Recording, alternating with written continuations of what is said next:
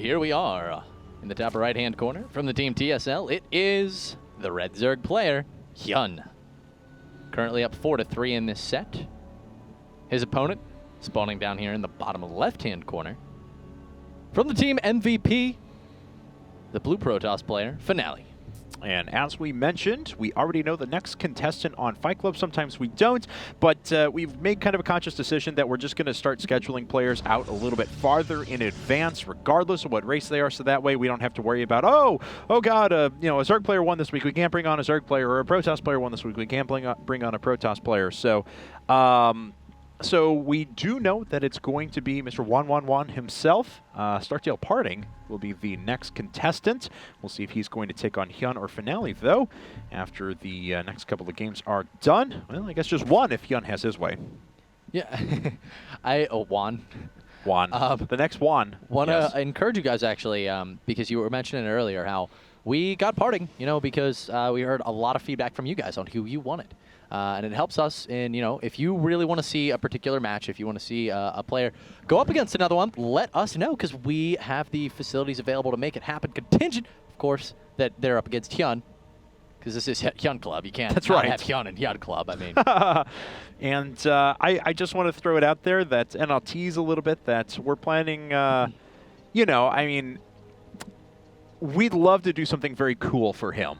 Because regardless of what happens, if he wins this week, if he doesn't win this week, the man has still won 12 weeks in a row. And you were mentioning getting a trophy for him. We would like to do something cool for him. So, yeah. HyuN, if you're listening, I'm sure we'll do something pretty cool for you here soon. So. Yeah, I mean, this is we're making history here. Yeah. He just beat life. Yep. Might be Finale now. Finale, of course, going to be grabbing his Nexus here. Did play a little bit safer with that Forge, because he knows. I mean, HyuN is, you know, he's sitting at 4-3. I mean, you can afford. Now we're essentially in a best of 3 because from the stage where you're at 3-3. So, you know, when you're up 1-0, it's not a bad time to throw in a little bit of cheese. So Finale playing it safe, but HyuN, of course, guys, just making a couple of Zerglings here, so he can get out on the map, scout, and deal with this probe. And actually, I have a request to people out there. Tweet at me, please. I'm at Kevinaki. You can tweet at him, too. He's at Kibbles. I was looking for the video of HyuN where he walks into a Brood War ceremony, or a Brood War, I forget what it is. It's Selection Day, that's what it is. And he walks in like he's drunk, and he's like calling people out, like, you still play this game? It's hilarious ceremony, and I can't seem to find the video of it. So someone tweet that at me, and everyone should look at that, by the way. I'll retweet the person who actually sends it to me. Somebody definitely knows it. That's the best thing about polling chat. You guys just have such an incredible compilation of knowledge. They know everything. They really do, though. it's like, I think it happens somewhere in the realm of like 1,500. It's just like, okay, you actually have an infinite compendium of knowledge here. Basically, I just said compendium. That's well done. You make fun of me for using large words. I don't get them big words. I could say 3-syllable words. Yay! Compendium is actually 4. Well done. Do I get a trophy? No. Guys, Cyber Daddy scored going down. It's still going to be a little bit of time here before we find out exactly what Finale's going for. But knowing that he's down 4-3, what do you expect here, Kevin? Is he going to stay in his comfort zone where he hasn't had a lot of success, but traditionally he does? Or do you think he's going to branch off into the things that have tended to work here against HyuN, you know, the macro style of games? He's down to his last game, so I can't see him trying to cheese out a win here. I've got to think that we're going to see a little bit more standard play. I'd really like him to play that balance game that did so well for him during a couple of his wins, which was 6-gate Robo. Make sure that he has an Immortal and a few sentries, nice upgrades on the way, safely take a third, but have the flexibility to fall back on either a strong attack or just commit to defense if HyuN wants to be aggressive. No, it's actually a fantastic point. Yeah, of course, we're always referencing the rock, paper, scissors, but the fact that Finale's so notorious for being, you know, two-base, all-in style, has lended HyuN towards making large armies in order to defend against this. And when we see Finale go for this balanced playstyle, and HyuN has invested so much into army, so little into economy, Finale has enough to defend against the push, but he's economically ahead, or at least he's often on the same worker count as HyuN in those games that we've seen him win. Yeah, you're absolutely right. And HyuN, though, has kind of made a conscious decision sometimes to cut workers and go for, and they're not even necessarily more aggressive strategies, just keeping his worker count relatively low and teching up a little more aggressively so that he has a stronger push when it eventually does happen. Sacrifices a little bit of his ability to reproduce his army whenever the eventual attack comes, but he's done it a couple of times. Look at this timing here. That he's running the third. And actually, no, the probe's... Okay, so probe is just going to actually apparently be building a pylon. He's got an observer on the way. Are we about to see... See, this Twilight Council is really, really late for Blink. But he went observer before Immortal, which he really never does if he's going for a big 2-base play. So a little bit perplexed right now. It could, of course, be to just throw HyuN off. It's like, hey, look, I know you're going to see my invisible observer because you're that good.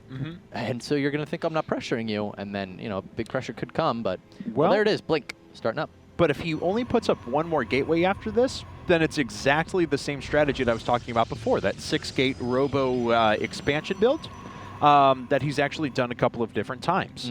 And we'll see if that's going to be the case here, because he's going down kind of the same path. I'm sorry we haven't looked a lot at his base right now.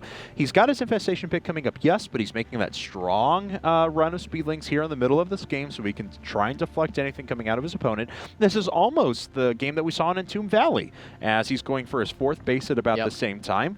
And Finale's just going to finish up his 6 gates, pressure a little bit, and I imagine he's going to fall back and expand. Yeah, and we see that HyuN is reacting to this. 9 roaches on the way right now. +1, Gleer Constitution. Will he make any more roaches? About to find out. Link's coming in right now. They're going to try to catch a couple of units out of position. Might catch a probe that was actually, going to go and run and build a 3rd. Aw. Poor guy. Sad. He had dreams and aspirations, and they were taken by the claws of a Zergling. That's right. And or the Claw from Toy Story.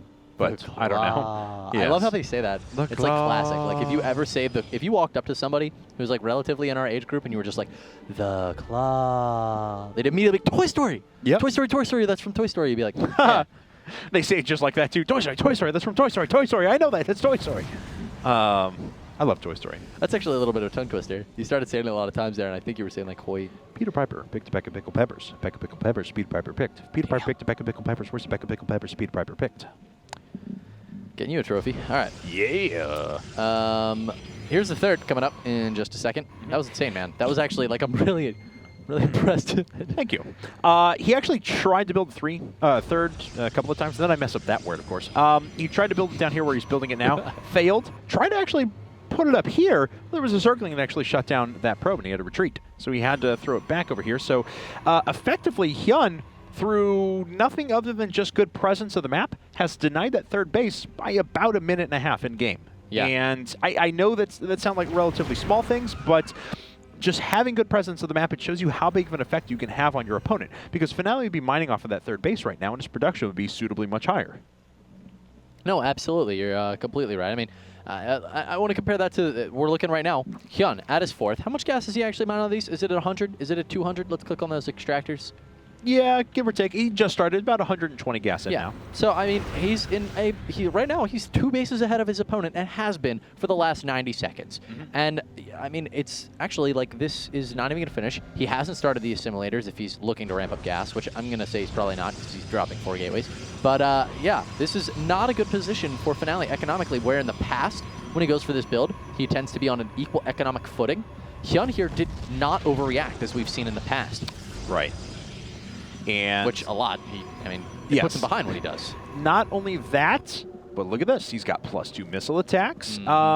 So he did this one other game before, but he's getting his other 2 evolution chambers so much faster. So hopefully we're going to see Hive Tech here in just a bit as he does this attack. Ooh. But thus far, HyuN has been playing this a lot nicer than and a lot more safe, I think, than he has the past few games.